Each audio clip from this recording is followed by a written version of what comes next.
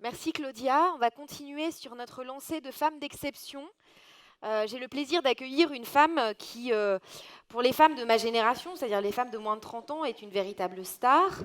Pourquoi? Parce que moi j'ai grandi avec Secret Story et le Loft, donc avec la télé-réalité.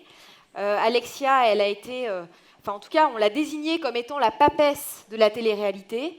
Elle se voit plutôt comme une guerrière, donc elle a rejeté ce titre de papesse parce que c'est une femme qui se bat encore, qui se battra toujours, je pense, qui refuse le terme de superwoman, bien qu'elle ait essayé de l'endosser à un moment de sa vie.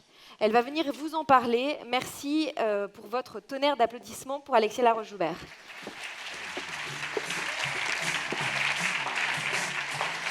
Bonjour. Bon, je suis assez émue, donc je vais miser sur le fait que vous êtes solidaire avec moi, parce que je vais me mettre là. Parce que c'est quand même, l'air de rien, j'ai pas l'habitude de parler, et puis j'ai toujours dit que j'avais très peu de théorie, beaucoup de pratique, mais très peu de théorie. Donc je vais essayer de mélanger un peu les deux, c'est-à-dire de mon expérience personnelle, à la fois dans ma vie privée, dans ma vie professionnelle, d'en tirer quelques éléments qui peut-être vous serviront pour plus tard. En gros, alors moi j'ai démarré très jeune, j'ai démarré à 16 ans. Et probablement que ça m'a préservé de beaucoup de choses. C'est-à-dire qu'il y a un élément qui est très important dans ma vie, c'est que tout le démarrage de ma carrière, je me suis jamais posé la question de ma sexualité, enfin ma sexualité, de mon genre sexué, plus exactement. C'est-à-dire que je me suis pas posé la question si j'étais une fille, un garçon, ça ne m'intéressait pas. Ce qui m'intéressait, c'est de répondre aux missions qui m'étaient données le plus efficacement possible. Et donc je me suis jamais sentie femme. Donc je n'ai jamais abusé de mes atouts féminins. Comme je le dis souvent, j'ai eu la chance d'avoir un beau-père qui était dans la télé. Donc maman avait fauté pour moi. Donc j'avais pas besoin de coucher pour réussir. Donc je me suis jamais posé cette question-là, et j'étais plutôt dans une envie absolue de réussite. J'avais une nécessité qui était gagner de l'argent. Je dois rien à ma famille financièrement, donc et en plus je me suis pas mal occupée d'elle, donc j'avais un besoin absolu de gagner de l'argent. J'avais un besoin d'être reconnue, d'avoir un métier qui me permet d'être indépendante. Et je ne m'inscrivais absolument pas ni dans un combat contre les hommes, ni dans un besoin d'émancipation féminine. Probablement dans une volonté assez égoïste et pas du tout solidaire de réussir. Alors je dis pas que je parle un peu au passé, mais en fin de compte, il y a quand même quelques éléments qui sont encore présents. Mais c'est comme ça, en tout cas, je le vivais quand j'avais une vingtaine d'années et que je commençais dans ce métier. Et sincèrement, j'aurais bien aimé que ça reste comme ça, parce que ça aurait prouvé qu'il n'y avait plus de combat à mener, qu'il n'y avait pas de problème à résoudre. En gros, j'aurais aimé ne pas devoir être là en face de vous, parce que je prends un rôle un peu féministe. À l'époque, pour moi, les féministes, elles avaient fait un super boulot. Elles nous avaient permis d'accéder au droit de vote, d'accéder au travail, de s'émanciper sexuellement. Mais c'était relativement passéiste, et je leur ai été très reconnaissante, mais ce n'était pas un combat que je voulais endosser. Ce qui est un peu moins le cas maintenant. Et justement, j'aurais dû me méfier un peu des indices qui m'entouraient à l'époque. Je suis la fille d'une femme qui s'appelle Martine Laroche-Joubert, qui a été, avec Christiane Amanpour de CNN, la première femme à aller sur des zones de combat. Et il y avait quelque chose qui était intéressant, c'est que ceux qui la culpabilisaient, c'était celles, en fin de compte. C'était les femmes. Et c'est là où j'ai commencé, en fin de compte, à pointer le besoin de solidarité dont on va parler un petit peu plus tard. Mais j'en veux beaucoup à ces femmes-là qui ont culpabilisé maman de partir sur des zones de combat alors qu'elle avait 2 enfants, avec toujours ce mot, t'as 2 enfants, comment tu peux faire ça? Tu te rends compte des risques que tu prends. Et je leur en veux beaucoup parce qu'elles ne se rendent pas compte de l'indicible peine que ma mère avait quand elle fermait la porte de la maison. Et je trouve que c'est extrêmement grave pour une femme de ne pas soutenir une autre femme dans ce désir de carrière, qui est une carrière qui est compliquée, que d'être grand reporter. Il y a une deuxième femme qui m'a beaucoup inspirée dans ma carrière, qui s'appelle Pascale Brognaud, avec qui j'ai eu la chance de travailler. Pascale Brognaud, alors la jeune génération, peut-être que vous ne la connaissez pas, mais c'était une productrice de renom qui a mis à l'antenne des programmes aussi connus que Psycho, Perdu de vue, enfin des programmes qui ont révolutionné, même des programmes sur le sexe, qui ont pas mal révolutionné les années 80-90. Et c'est une grande femme d'1,80 m, les cheveux courts, rouges. Et elle était l'une des seules femmes dans les comités de direction dans les années 90. Enfin, elle était la seule femme même. D'ailleurs, elle s'est fâchée avec Patrick Lelay et tous ces hommes-là. J'aurais dû me douter que c'était pas facile, parce que souvent on lui prêtait d'ailleurs des caractéristiques masculines en disant elle a des couilles, enfin voilà, toutes ces caractéristiques-là pour justifier en fin de compte qu'elle ait accédé à ce type de poste. C'est une femme à qui j'ai emprunté un style d'ailleurs très masculin pendant des années. Moi, pendant très longtemps, jusqu'à la Starac, on m'a très gentiment demandé de mettre des tailleurs. J'étais en treillis, Converse, probablement justement pour être le moins possible sexuée. Et il y a une autre source d'inspiration, ça va peut-être vous faire rire, mais c'est le film Working Girl, où j'aurais dû me méfier justement de ces problèmes de solidarité entre femmes. Je ne sais pas si vous vous rappelez de ce film-là, je ne sais plus, il y aura une vingtaine d'années.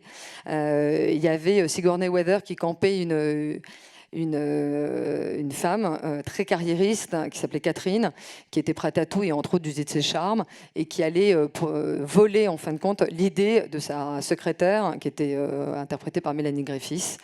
Alors l'histoire est une happy ending, évidemment la secrétaire accédera au poste, mais tout ça pour vous dire qu'il n'y avait pas du tout de solidarité et ça paraissait normal à cette époque-là.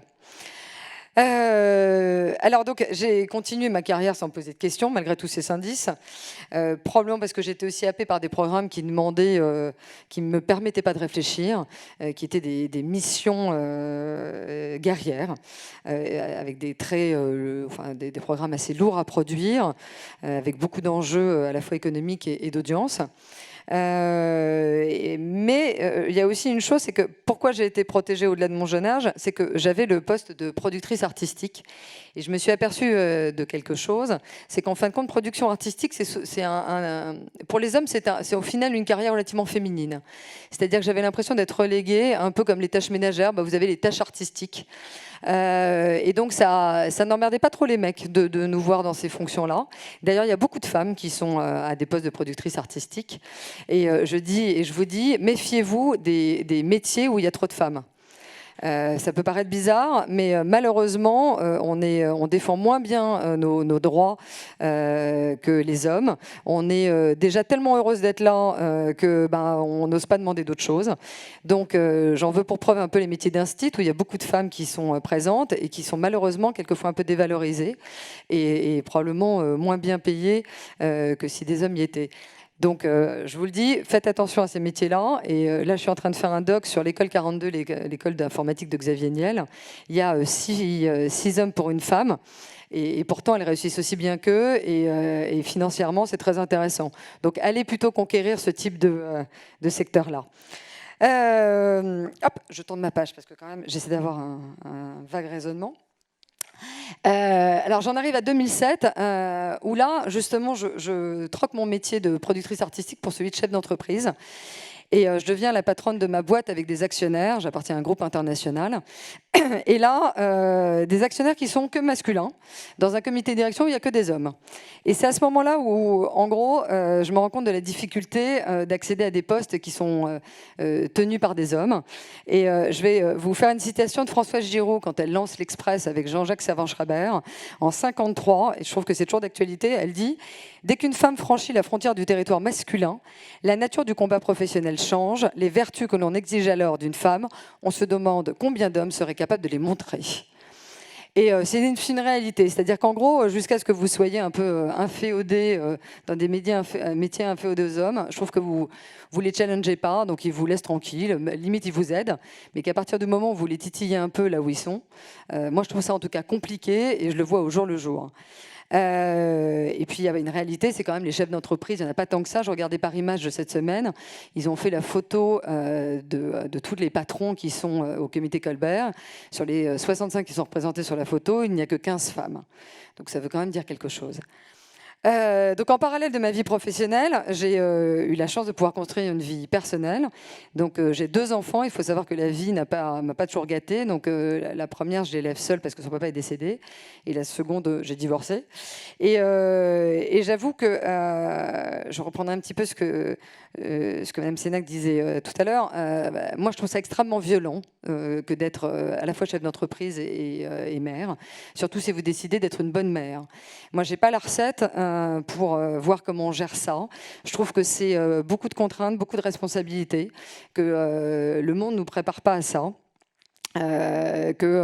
Après, en gros, et peut-être que j'en veux un petit peu aux féministes, après nous avoir fait pendant des années des hommes croire au prince charmant, on nous a fait croire au girl power, alors qu'en fin de compte, le girl power, mais c'était probablement une nécessité de combat à l'époque, était fondé sur un benchmark qui était celui des hommes et qui était celui de toute façon des hommes qui ne géraient pas tout.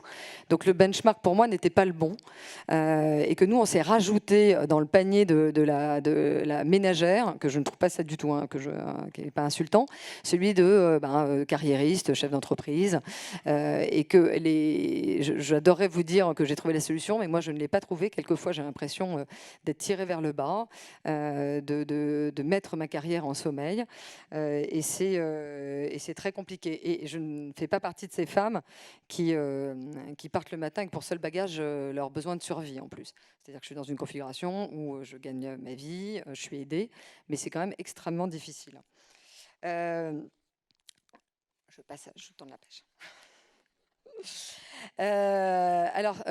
Pour reprendre justement ce que vous disiez, moi, alors c'est marrant parce que j'ai failli avoir ma fille dans la salle et je pense que en fonction, j'aurais eu un propos un petit peu différent.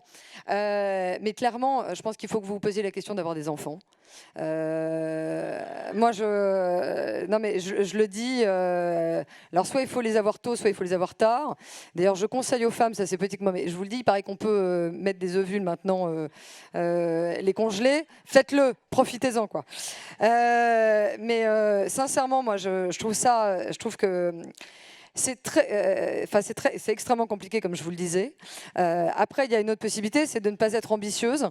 Dans ces cas-là, c'est plus simple, probablement, parce que l'ambition demande énormément d'énergie, énormément de temps et énormément de conviction, et donc mener tout de front, c'est pas facile. Ou il y a une autre solution, comme 2 femmes qui sont arrivées dans le groupe récemment, une Australienne et une Américaine, donc 2 continents différents, et toutes les 2, leur mari ne travaille pas. Ils s'occupent des enfants, donc c'est une autre solution. Et en fin de compte, en vous disant ça, je me suis dit, au final, ces conseils, j'ai pas envie de vous les donner parce que ce sont des sacrifices. Donc je me suis dit, comment faire ? Et il y a une solution que j'ai trouvée en regardant autour de moi, c'est m'appuyer sur les forces en présence. Et je me suis dit, les forces en présence, c'est vous. Par contre, ce sont les femmes. Et j'en arrive donc à la solidarité. Et je me suis dit que le seul moyen, en fin de compte, de s'en sortir, c'est d'être solidaire. Solidaire, c'est une donnée qui, je vous le dis très clairement, moi je l'ai rarement croisée dans ma vie professionnelle, la solidarité féminine. J'ai même eu les pires traps, les pires difficultés, je les ai eues souvent de part des femmes, qui étaient plus dures que les hommes. Et donc je me suis dit qu'il fallait être solidaire. Et que dans ces cas-là, le qualitif de girl power était quelque chose qu'il fallait qu'on dépasse, qui était probablement une névrose un peu individuelle avec une envie de réussite complètement personnelle. Et que si on était solidaires entre nous, de toute façon, ça allait nous porter, parce qu'il ne peut pas y avoir de féminisme sans que la masse des femmes ne monte également. C'est-à-dire que c'est une nécessité à ce qu'on aide toutes les femmes à monter les échelons de la société, parce que comme ça, elles vous porteront. Donc, je me suis dit, on va faire des petits conseils. Alors, le premier, pardonner. Pardonner aux femmes comme les hommes se pardonnent entre eux. Alors, je ne sais plus qui a dit ça, mais il y avait une phrase qui était géniale qui dit « Nous serons à égalité avec les hommes quand des idiotes seront à des postes stratégiques ». C'est François Giroud. Ah ben voilà. Eh ben, c'est comme quoi, c'est à mettre à penser. Voilà, ça c'est très important. Il faut pardonner. Et donc maintenant, quand j'ai une femme qui fait une erreur, ce qui n'était pas mon cas auparavant, eh ben je lui dis c'est pas grave. Je comprends, t'inquiète pas, tu ne referas plus l'erreur. Après, épauler, accompagner, parce que ce dont je me suis aperçue tout au long de ma carrière, avec les femmes que j'ai côtoyées, c'est que nos actes sont beaucoup plus scrutés que ceux des hommes, ce qui fait qu'on travaille 2 fois plus. Donc il faut les épauler, les aider à s'exprimer. Moi, je trouve qu'encore, il y a très peu de femmes qui osent parler devant des hommes. Il n'y a pas suffisamment de femmes qui prennent la parole. Alors, un point très important, arrêtez de se poser la question de notre légitimité à des postes. Il s'avère que les hommes ne se posent jamais la question de leur légitimité à des postes. Ils les prennent et après on voit. Alors que nous, je ne sais pas pourquoi, peut-être parce qu'on se pose des questions de est-ce qu'on fait un enfant ou pas, je ne sais pas pourquoi. Quoi qu'il en soit, on se pose la question de notre légitimité. Et ben vous arrêtez. Vous embarquez dans le train et après vous verrez bien comment vous allez conduire ce train-là. Mais surtout ne prenez pas le temps de la réflexion. Vous montez dans le train. Après, je dirais, organiser les plannings pour que les réunions ne démarrent pas à 8h du matin. Alors ça, c'est un truc à la con. Mais moi, j'en peux plus qu'on me dise, tu dois être à Londres à 9h du matin. Je leur dis, je fais quoi? Je dors avec ma nounou. Donc ça, essayez de faire attention à ça. Quand vous aurez les cordons de la bourse, payez les femmes autant que les hommes. Au final, voilà, les femmes accèdent à des pouvoirs financiers, stratégiques. Et payez-nous comme vous payez les hommes. Déjà, ça nous aidera beaucoup. Bon, refusez d'être complice des moqueries ou de toute réaction machiste, évidemment. Et refusez le terme d'hystérie pour une femme et traitez les hommes d'hystériques. Il s'avère que moi, dès que je m'oppose à mes actionnaires, derrière, ils disent que je suis hystérique. Donc vous savez quoi? Maintenant, je traite les hommes d'hystériques parce que l'hystérie est une névrose qui est complètement unisexe. Donc allez-y. Et puis, j'ai tendance à dire, ça c'est peut-être pas très bien, mais à compétence égale, engager des femmes. Comme ça, c'est mieux. Et puis j'ai un autre petit cheval de bataille qui est légal. Il faut se battre pour que les hommes aient les mêmes droits que les femmes. C'est-à-dire qu'il faut imposer, un peu comme en Suède, aux législateurs, d'imposer un congé parental, paternel, qui soit équivalent à celui des femmes. Comme ça, quand vous serez employeur, jamais vous poserez la question d'engager une femme ou un homme, puisque de toute façon, ils auront les mêmes droits. Donc tout ça pour vous dire que vous êtes une armée en puissance, que moi, je suis prête à vous aider parce que je pense que j'aurai un juste retour des choses et que voilà, je compte sur vous pour que notre vie soit meilleure et qu'on ne soit pas obligé de sacrifier des choses pour accéder à certains postes et qu'on puisse élever nos enfants aussi. Voilà.